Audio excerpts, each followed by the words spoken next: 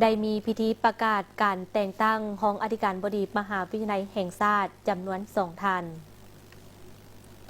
ในตอนเช้ามื้อนี้ที่มหาวิทยาลัยแห่งชาติได้มีพิธีประกาศการแต่งตั้งของอธิการบดีมหาวิทยาลัยแห่งชาติให้เกียรติประกาศการจัดตั้งโดยห้องศาสตราจารย์ปริญญาเอกกองศรีแสงมณี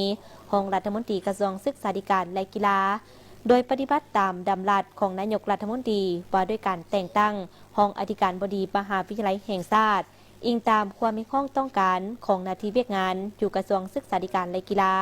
อิงตามกฎหมายประด้วยรัฐบาลแห่งสาธารณรัฐประชาธิปไตยประชาชนลาวฉบับเลขที่04/สพศ